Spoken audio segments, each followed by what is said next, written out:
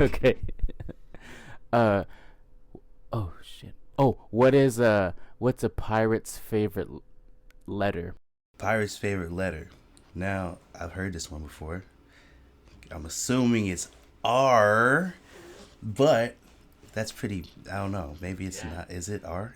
You'd think it'd be R, R. but 'tis the sea that he loves. Oh my god. I haven't heard that one yet. I'm not gonna lie. That's the one. That's funny. But the sea. Okay. So our first segment are roses and thorns. I'll go first, and then you go last. Sounds good. Cool. So my oh, and then one thing I forgot to mention. You have, because with my kids, you have to put an I feel statement with your rose and thorn, with an emotion or feeling word. So I'll give an example. Okay. So I start with my thorn. My thorn is that I'm very upset and frustrated that I was supposed to go to San Francisco to meet my partner Bia, to be with Bia, for New Year's Eve, and yeah, I chose Southwest and I got things canceled. Boo, yeah. Southwest. Boo, Southwest. Seriously. Oh man. Yeah, and I couldn't. Yeah, I tried to actually. Yeah, yesterday during the game, I tried to rebook it, and did I tell you this? Did I say this? That the next available flight would leave Saturday and wouldn't arrive until 11:30 p.m. New Year's Eve. Oh, that's a stretch. Right. That's a big stretch. I only have 30 minutes to celebrate. Just 30 minutes. You got to travel to get to wherever she is, right, too, and all that. Yeah, exactly. Yeah. Yeah.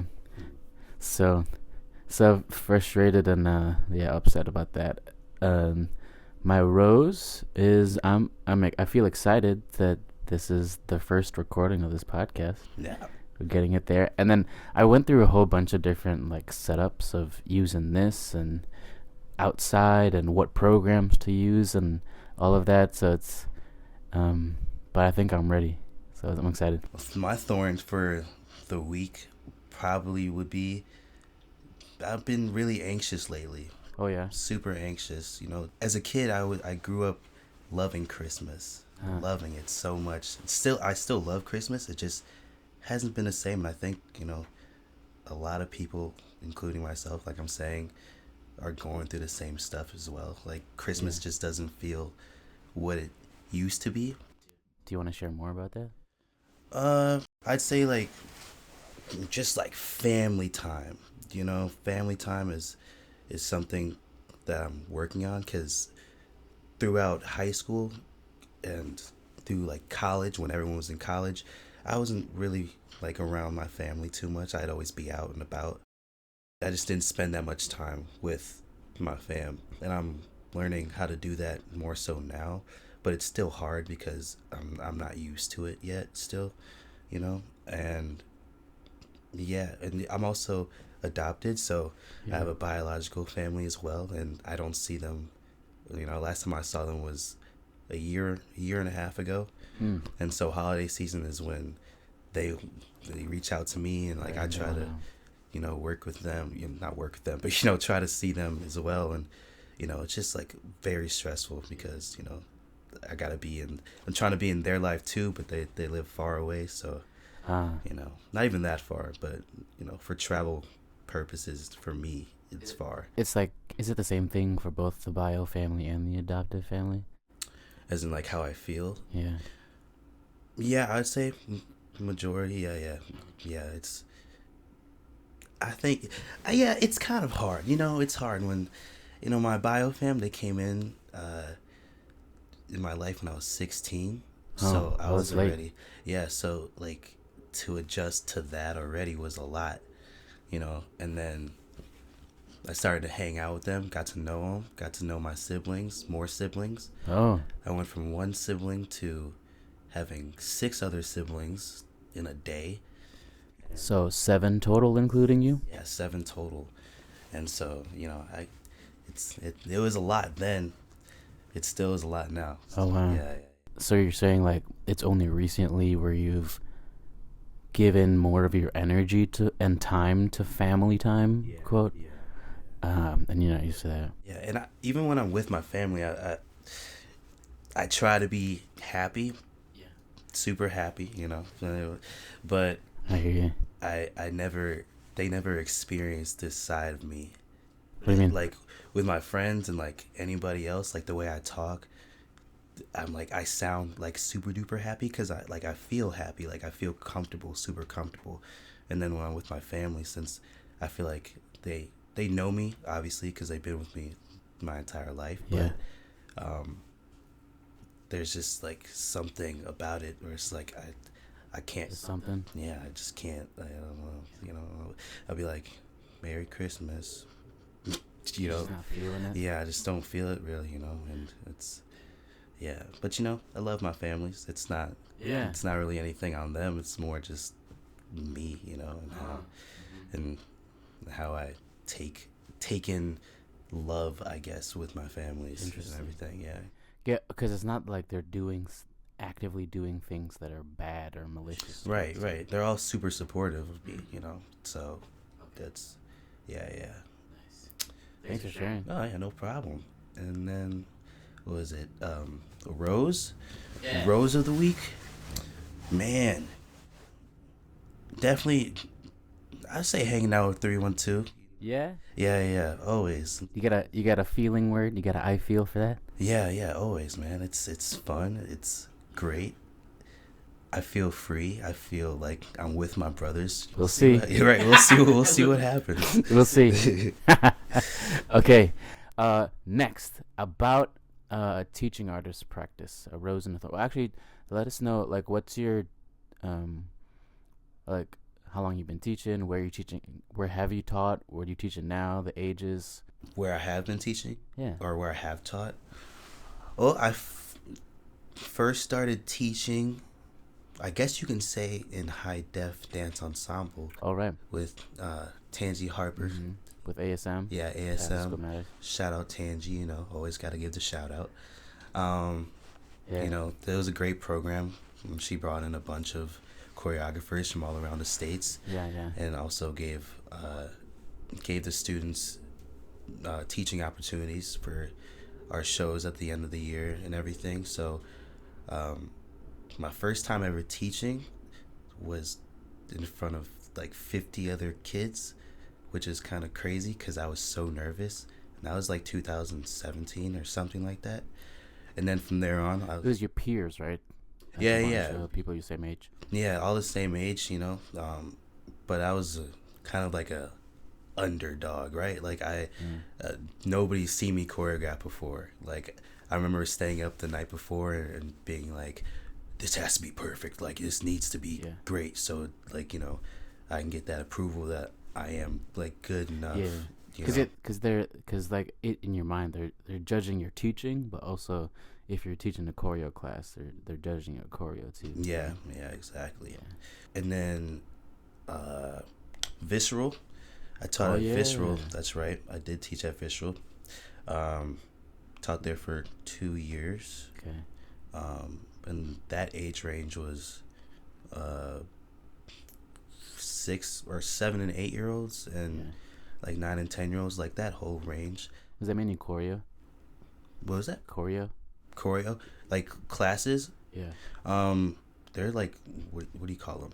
Season classes. What do you call it? Recreational class with the recital at the end. A whole little season long. Yeah. With the recital. I guess I'm saying, like, was it like technique classes or choreo classes? Oh, was it Oh yeah, it was choreo classes. Oh. Yeah. Try to do some basic movement, all beginner classes. Trying to get the kids to move their feet a little bit. Right. And then I also teach at Soul to Soul Dance Studio, Dance Inc. Yeah, in Highland Park. Okay. And then I also teach at Inspire. This is currently. Yeah, these are current. These two are current.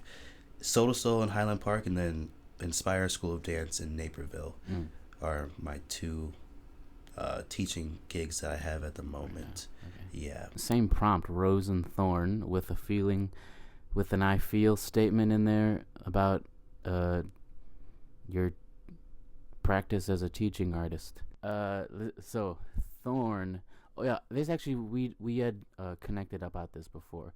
the thorn is felt like not unworthy or unworthy, kind of discouraged. You remember when I was talking about, I wrote about that retention, class retention, Mm-hmm. and when I was hearing about that out of class of 6, only one, at least at that point, was signed back, like re-signed up for the spring and winter. Yeah, yeah. Yeah, I mean, recently, I did find out that more, I think maybe 4, had signed up again, Hey. continuing. So There you go. Yeah, so that's great, but it's been a trend after 2020. At least at that particular studio, I'm not sure if it's large. It is, I think, a trend at the studio where the numbers just aren't moving. The numbers aren't numbering. Yeah, the numbers aren't numbering. They said that they're back with like first 2 years of. They're back at the numbers of when they first, like the first or second year when they opened. Again, Oh, which is bad. But what relates to that is this past year I had I think I may have had 5 or 6 classes that I had an advanced class. It was an advanced for the studio. I had Yeah. an advanced class where I had maybe 8 or 9, 10 kids that were advanced or that have been with me for like 3 or 4 years. And then the entire class, the only 1 or 2 came back this past fall. Yeah. And but they moved to another teacher's class. So that class is completely gone. So, yeah, and then I invest all those like hours and Time and energy. into them, and I brought them to battles, to community battles too in the community and all that. It was just really discouraging and like upsetting. Like I understand that. That's real. That's real. And I was just thinking about what can I do? Is it like their age? I mean, they were like 2nd, 3rd grade, 4th grade. And they were also into baseball and just competing with the other sports and things. I'm like, how do I, like, baseball is a team sport and you have to win. And Right. I was just thinking about also, because we also have a battle instead of a recital at the end of the year for the hip hop Oh, really? classes. Yeah, we have a battle instead of a recital. Like, It's pretty dope. yeah, yeah. It's pretty cool. Like, how do I make that to where if they lose, like, that's not, how do they dance? Just trying to minimize the actual competition. Yeah, minimize the rejection and the losing feeling, and also maximizing like the team. Yeah. And like awards type of thing, because you're dancing as an individual, kind of, right? In the battle, like it would be like 2 or 3 versus 2 or 3. Yeah. 3v3. But yeah, just trying to figure that out. It's real. I can relate to that, Yeah. It's like, for me, I do feel like the unworthiness sometimes, and a lot of it is, as a kid, I was thinking about this earlier. I was like, man, for me as a kid, like, I got into like sports and all of that, like, fun stuff, like, young, but I also took it serious, but it was also fun. And that was like, I took dance class when I was younger. I remember it. Yeah. And I remember actually like being engaged in it, and I feel like I don't get that just like a lot, like with kids I teach now. And so, I'd be teaching a class, and they'd be like, I don't know if I'm coming back this next session because I have like track or something. I don't know. It's things like that. I have another activity. Got theater going on, which is cool. Cause if that's fine, like it's literally cool with me. It just also makes me feel bad. Like, dang, you didn't want to stay in my class. Like, and like we were having fun, and like you're smiling and learning choreography. So that kind of like always gets to me a little bit, especially. And then also a lot of, like, not a lot of my students, but a decent amount of them will like say, oh, this is boring, because they don't want to be in the class in the first place, which is They were forced to take the class or something. that's what it feels like when I like am teaching, which I get, because it's like it's cool, but I think there's a point where your kid doesn't want to do the class. Maybe like figure out what they like to do. But if that were me, I would be like, because just any sort of general criticism, I'm like, I always am like, oh shit, what am I doing wrong? What, like, Yeah, what? I'm not fun. I'm a bad teacher.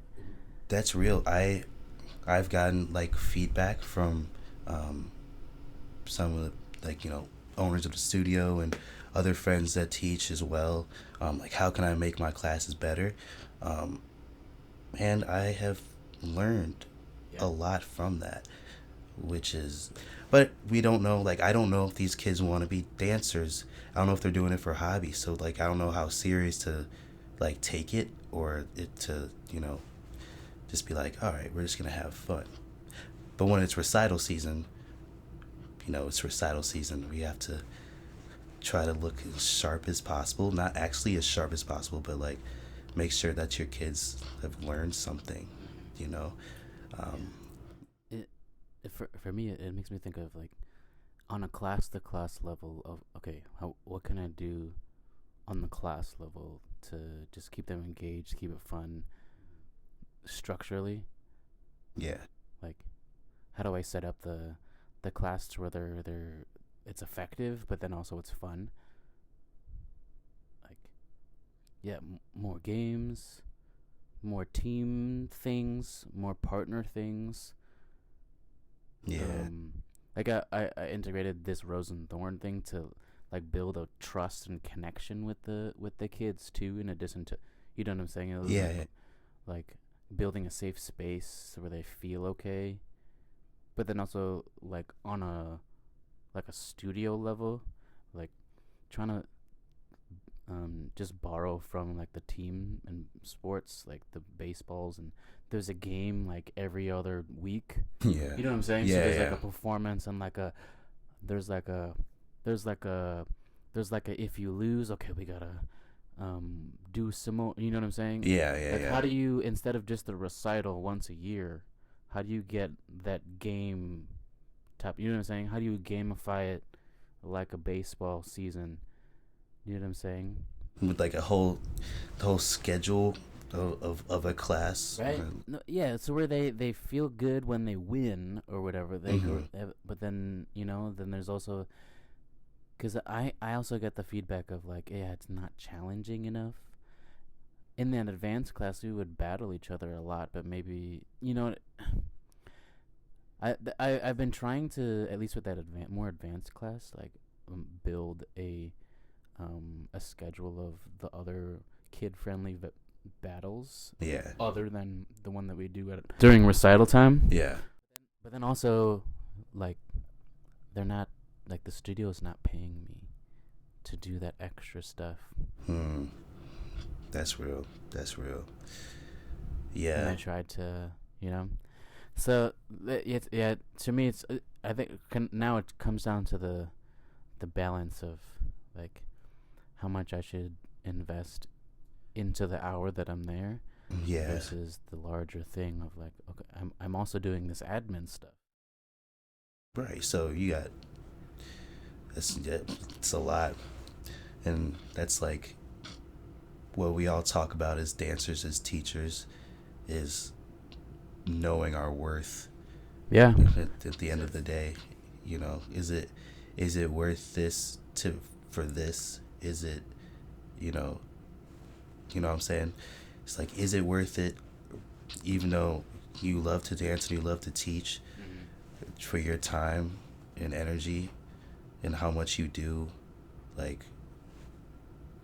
should it be more pay? Should it be less? Or if they don't want you to do as much, should it be less or should it be more? Like, there's a whole.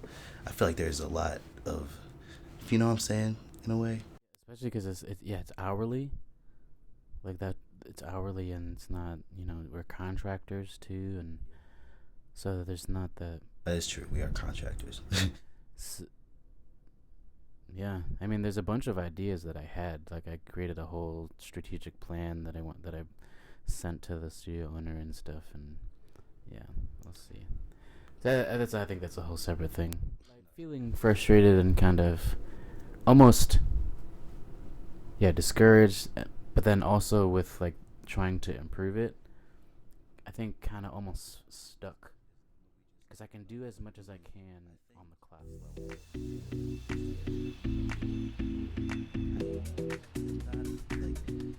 So I teach out in Highland Park and I teach out in Naperville. The verbs, yeah, the verbs. And I've also taught at other studios, but like subbing wise. Yeah. And the hunger difference for kids is so real in different areas. Areas of. You think it's a location? It's a geographical factor. Yeah, because I go out to Naperville. Uh-huh. A lot of those kids are very hungry. Now, I'm not throwing shade or anything. It's just truth, right? This is just straight truth. Like, this is what you're observing. This is what I'm observing. Yeah, exactly. It's like I go out to Naperville. Now those kids want to dance. Yeah. Like even like the 5-year-olds and all that, they want to dance. Yeah. They don't really. There's not really any problems. I go out to Highland Park. Half the 6-7-year-olds, they don't want to dance. I got a shoe thrown at me not too long ago. Like things like Whoa. that. And that's where it feels like it can be a waste of my time because I feel disrespected first off. Mm-hmm. And then also, I'm out there in Highland Park for 3 hours, but I teach 2 classes. What's that third hour? The third hour, it's in between, so I have a class break and then a class. Oh. Yeah, so. But you only get paid for the 2? Yeah, I only get paid for the 2. And so if I go in there and, we're already off to a bad start, like, I feel like, man, I just came all the way out here. I took the metro out here. Yeah, it was about how long does it take you to get there? Like 40 minutes. Damn. Yeah, 40 you don't minutes. Pay for travel? No. Yeah. So, I feel like that kind of irks me a little bit. And also with myself, like I said, I've learned from, peers that also teach, like how to control classes better and how to do. Yeah, class management's the hardest thing. Yeah, it's super hard. And at a certain point, you're just like, all right, we're going to play freeze dance and, make up your own dance for a class because, like, the kids don't want to, like, in certain places don't want to learn, like, for real. They're like, I want to go home. Can we play, like, a recess game, like a game that you'd play outside? I'm like, we're in the studio. Like, we can't do that. And they're screaming and, like, all this stuff, and I feel like that makes me feel like I'm not doing my job, right? But, like, I'm serious. Like, I want them to learn.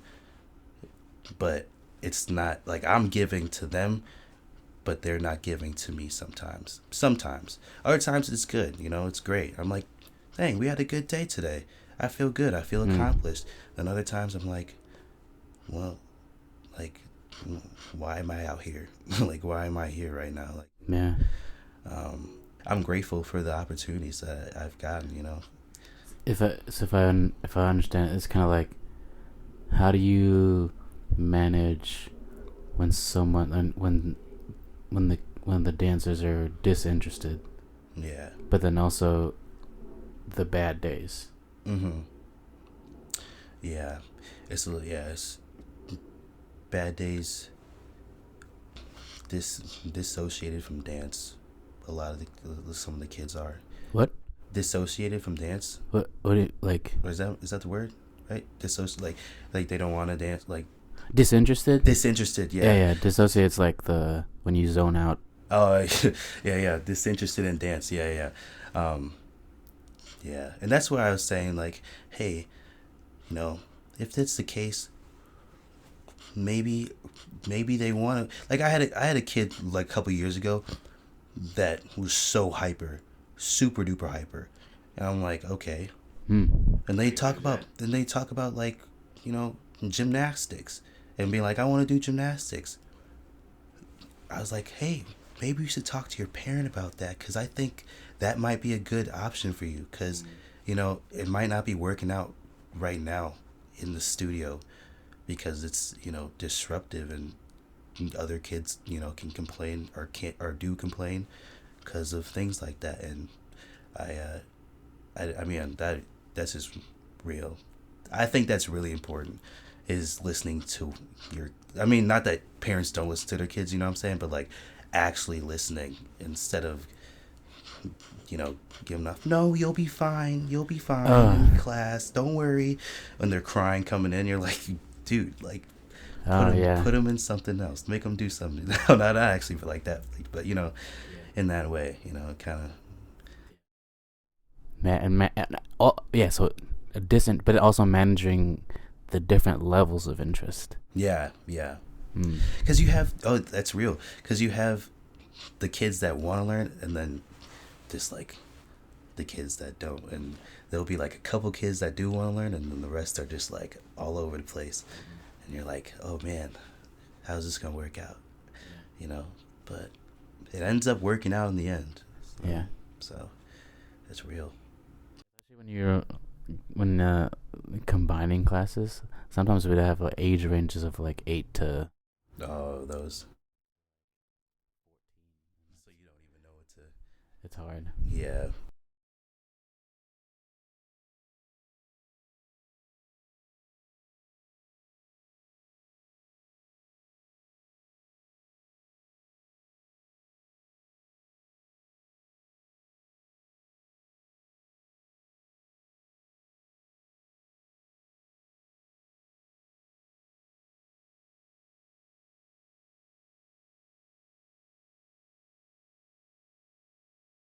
I always wondered, like, how do ballet teachers get their kids to stay in a ballet class? Because That's real. boring, right? Yeah. How do they keep their attention, or is it just a ballet classes? They attract a certain personality, but the thing is, in order to do competition, ballet is required. Sometimes. Really? At your studio? At actually, studios that I've taught at, ballet that makes and sense. technique Actually, is required to do, I don't know, the jazz ensemble yeah. or something. Yeah. No. I also think music, because he's talking about ballet and how do they get their kids to be engaged. I think is also music choice. Is recently what I kind of been thinking about. Like, I don't know any of these artists that the kids are listening to now. Like, I don't, I stick with what I grew up with, thinking that, Justin Bieber, like, that's pretty common. A lot of people, a lot of kids know. Most of his stuff isn't hip hop though. It's not hip hop. It's not like, it's not, what do you say? I can't play hip hop music like that in a hip hop class for kids, because first is a lot of them are explicit. Yeah, you can't play it. You can't play hip hop from the 2020s. Yeah, the 2010s. And my class is choreo class, so it's more just like movement of like You should ask them their what. One of the things that we do on the first day of class is like, what's your name? How long you been dancing? What are your goals? And what's your favorite hip hop song? Favorite hip hop song. That's the thing that we go around. Even with the little kids, I also do it to their parents. Oh, really? Yeah. So you kind of get what their interest is and their background, so you can kind of gauge. See, that's a good idea. Yeah, on the first day, there's a first day ritual that I have, and then when you ask them their favorite hip hop song, you'll see like how in touch and knowledgeable are they of hip hop. Like, do they say Bone Thugs and Harmony or Tribe Called Quest, or do they say Ariana Grande? You know what I'm saying? Yeah. So you'll gauge their connection and their knowledge to the culture. Yeah. So you can kind of. That's real. And the parents too, right? The parents, yeah.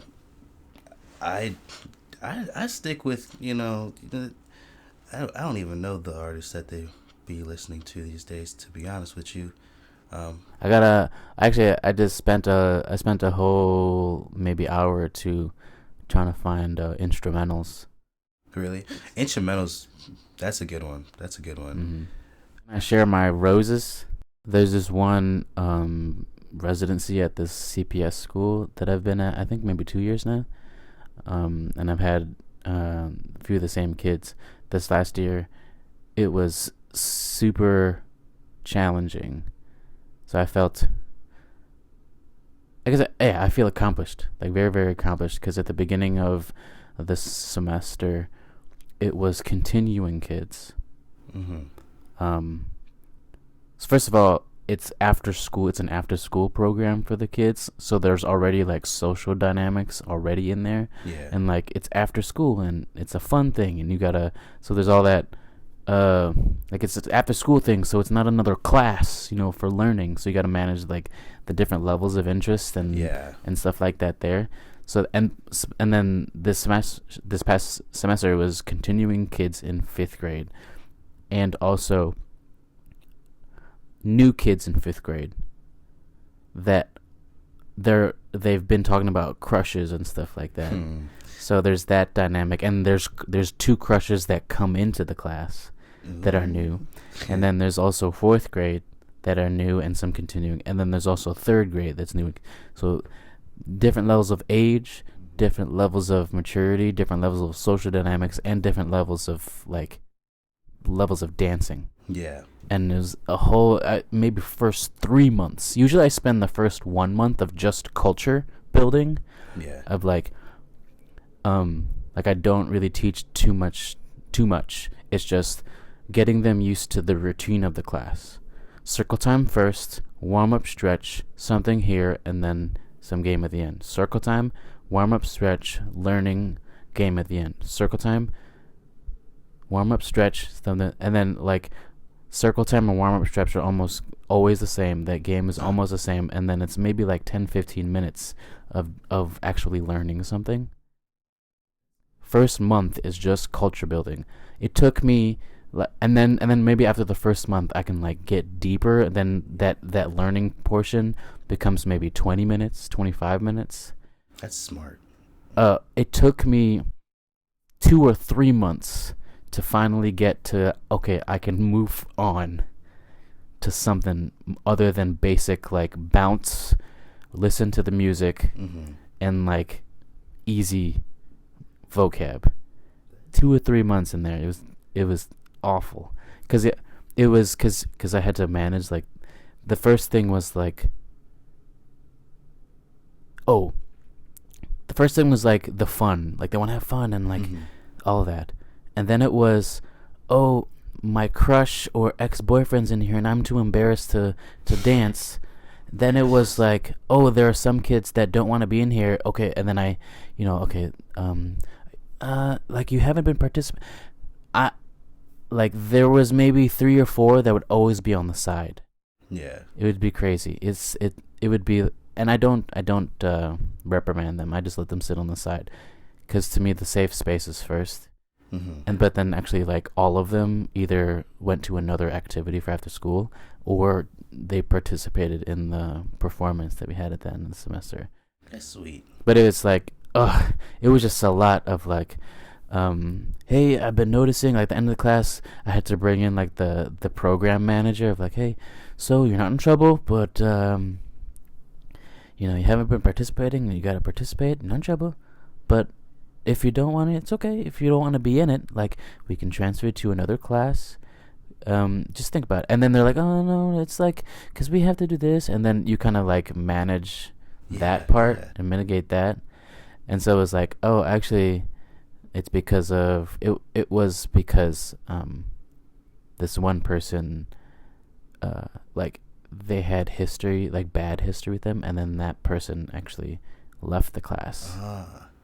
Or something like that. And then there was like a few others that left, and then it was just a lot of like negotiating between the kids' interests of like and their social things, and instead of it's like we're not mad if you're not feeling good, or if you don't feel it this day or the other day, if you need to sit, or if managing the bathroom breaks. Oh my god. So I actually majority of the time I don't I never say no to bathroom breaks. It's I never hard. say no. I never say no. I just I mean, and I know they're going in there because like it's boring. It's the boring part of class. So I'm like, okay. But then you just talk about it. Like, I noticed that you went to the bathroom multiple times. Everything okay? See, but all to say that like 3-4 months of that, out of the 10-week session, everyone participated and it was great. That last month, everyone participated in the recital. They actually didn't have a recital at the school. Like, I set it up myself. Like, hey, can we do perform or something like that? Some sort of culminating event. I know, like, there's always got to be something like that, or else the class isn't fulfilling. And then the parents can come too, and then they'll re-enroll. So but like the last month, everyone was like, there were no conflicts. They were concerned with each other. They were like working together. They had like a section where they had to come up with their own 8 count combo, and they performed that too. It was just I'm just thinking like really accomplished, and I feel really accomplished and proud from the beginning to the end of this past semester with that particular group. And you should feel accomplished. Oh, and also negotiating like, all right, we got to do this because the last 15-20 minutes we can have free time, and trying to incentivize that, and like, guys, I can't have free time, blah, blah, blah. Right. That's real. Bathroom breaks. Talk about the bathroom breaks real quick. Yeah. I allow once or twice if it's like I'm not gonna go into their business and like how they're feeling, like, or anything. Like, if they're like, oh, I really need to go, then I'm like, go. I'm not gonna be like, no, you have to stay in the class. But I have to like minimize it, because last year at one of my studios, these two girls went together, and it's one at a time. These two girls went together, and they were twin sisters, and then they destroyed the bathroom, and I couldn't go in there because I was, ladies' bathroom, and I was like, I was trying to find another teacher, like, hey, can you get my students out there, like something's going on in there. And so ever since then, there's no like person at the desk or anything. No, the desk is in the front. Like, this is all the way in the back, so it's like there's a class going on next to it. So I was like, hey, can you just real quick? Because they were making noise, so like the other teachers came out and were like, what is going on? And then they're looking at me like, yeah, like, why'd you let them do that? I'm like, I thought they'd go into the bathroom, So that's why I have to minimize. Do you have a rose? A rose, yes. Look, my rose is just whenever I see any of my students just progressing in general. Like, I just think that's An example? an example. Yeah. Well, I mean, I can't really say, like, I'm not gonna say names. Yeah, don't say. Or there's multiple girls in my advanced class, um, out in Naperville that Uh-huh.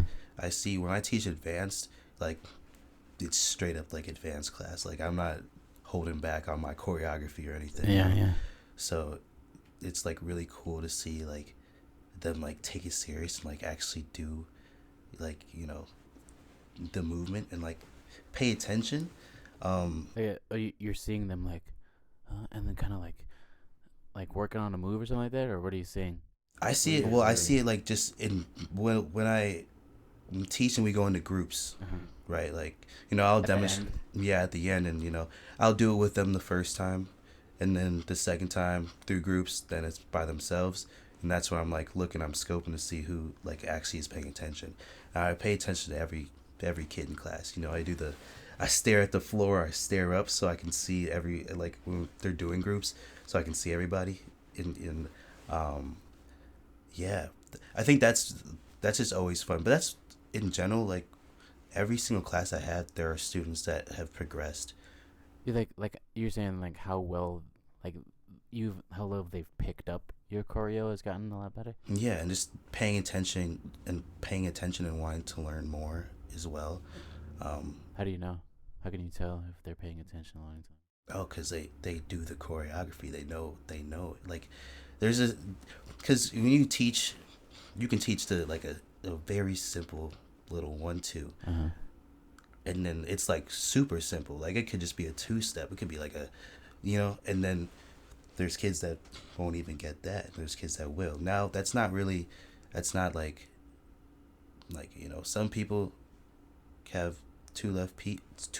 Some people, some kids, I guess, don't. You know what I'm saying? Oh. But I like to see. I teach like you know, I teach beginner at every age, pretty much. Yeah. And it's just cool to see like that whole entire just it's like, man, you really learned something today. Like, you really So how well they're doing the choreo is like it's a measure of their skill progression, but also it's measuring. You can see, oh, they've paid attention in this class too. yeah, you know. It's a measure of their focus too. Oh, okay. And also just like I guess with this Rose is I like just like to interact with my kids like Yeah. all the time. Like, every class I have, I'll make some silly jokes, you know, throughout the entire class, just because it's fun, you know. It gets them like, you know, kind of Yeah. comfortable and all that, you know. I like to have fun in class, even though sometimes I have to be strict, which I hate to be strict like that. I really do. Like, it's not fun for me. Like, I want to have fun if you just listen a little bit, you know. Like, you don't have to listen a lot. You can listen a little bit, and that's fine. But, like, you know, I think that's probably one of my roses is just seeing. You saw progression. Saw progression and Yeah. and also, you know, also my kids like saying, like, man, I really love this dance. Can we do this dance again? Oh, Can we do this dance again? Nice. Yeah, you know, stuff like that. Like, that's nice. yeah, it's a nice little feeling. Yeah, but I feel for that one. I feel accomplished. I feel happy. Uh-huh. I feel, you know, I want to come back again. I feel I can't wait until next week. Ooh, you know, nice. you know what I'm saying? Next, let's do our 1 minute buds. 1 minute buds. Yes. So our buds is some lesson, some growing edge, some learning opportunity or takeaway from today, from something like that, or something that you're looking forward to, and you have 1 minute. 1 minute. Yeah. This is Jordan's 1 minute bud, and the time starts now. Okay, so one thing I'm looking forward to is implementing this skill, will, or hill problem. that I just read about in this article in Psychology Today. So they talked about strategic incompetence, or like weaponized incompetence, where the kid is like pretending to not do well, so they'll like be excused from the whatever. Yeah. So then like you're like, okay, whatever. What's the idea that you're trying to do is trying to clarify and categorize the problem that they're having. Like first is recognizing that it's like this strategic incompetence, and then you try to figure out like, is it a skill thing that that's their problem? Is it a 10 will? seconds. Or is it a hill, like there's a barrier, a problem? So like, you're coughing under here, let me just work on that. You having a hard date today? Like, let me just talk about that. Or is this hill of like, actually, there's something in my shoe, so you have to do about that. You know what I'm saying? Uh-huh. Skill, will, or hill problem. I'm really looking forward to it. That's interesting. Yeah. So, my bud, it's... Yeah. What do you think? That skill, will, or hill thing? Skill, will, it's fire, honestly. Yeah. I gotta read into this stuff a little bit more. Yeah, because when I saw that, I was like, my brother does that. Right. Like, when we're trying to do chores, like did that, but then also like you recognize, like, they don't want to do it, like, but then you like, I don't know, you on the break, like, everything okay, and then you gather more information, and then you try to figure out a little bit more, because we're like, when you see a disinterested student, like, go and see, like, figure it out, like, instead of right away just saying, they're not meant to be here. Yeah. Is it a skill thing? It's that, right? I'm having trouble, like, doing this move as a skill. Or, a will thing. Actually, like, I don't really want to be in this. What classes do you like? Gymnastics? Actually, we can do gymnastics. You can add some gymnastics and stuff in, like, your combo. Little cartwheels and stuff. Yeah, you can add it in there. Yeah. Or, like a hill of, like, actually, I'm having a bad day. I'm sorry about that. Something like that. Skill, will, or hill. I'm going to implement that into my. I'll send that to you. Yeah, definitely send that to me. I'll send that to you. I do try to look out for my students, though. I really do. Yeah. I mean, that's also why I do circle time, roses and thorns in the beginning, so you can kind of gauge also how they're feeling that day. And you can kind of preempt, like, you be proactive about having a bad day and kind of turn it around, or. Like, there was this one class that I had on the west side, where actually, like, one of their classmates got shot. Oh. And so, like, it was a bad day, so he stayed, like, we were just gonna hang out that day. Chill, the whole day was free time. Yeah, that makes sense. That makes sense. Oh, man. Okay. Alright, wait, but, okay. Okay. This is Noah Snyder's 1 minute bud. Wait, I'm not even ready for it yet. I wrote it down, but I'm trying to. Ready? Yeah. Noah Snyder's 1 minute bud. And his time starts now. So I realized earlier today that I grew up very, very talented in a lot of ways, and like, I feel that it's not very natural the way how I kind of like got a lot of talent really young, so picking up things is really easy for me. And I kind of think about that sometimes, and how, like, why aren't these kids picking things up the way that, and like, I just realized today that, hey, not really today, but I was like, hey, 30 seconds. they're not me. Like, not to be like that. Everyone has their own ways, but like, I can't act like I see myself in them and be like, hey, you got to get this right away. That kind of makes sense. But yeah, so I'm like, hey, this is terrible. I feel so. Keep going. Anyways, yeah, I really just like starting to think about how my kids, like, we all grew up different. We all have different learning abilities to learn and everything, and take that into more consideration throughout the years of me teaching. And time. Just being a little more patient and understanding. Being more patient. See, I couldn't get because it's a minute. Not getting frustrated. Yeah, that minute really. People have different capabilities with talking under pressure. No, for real. Because I was like, oh man, I can't even. I was like, you actually took a minute and 10 seconds. A minute and 10. Well, if I'm gonna be honest, yours is like a minute and some change too. But we're gonna. Nah, man, that's great though. That's great. The idea is like we're learning from each other. Well, I'm always down to talk. Connecting about the teaching stuff. Yeah. Well, thank you for having me on the podcast.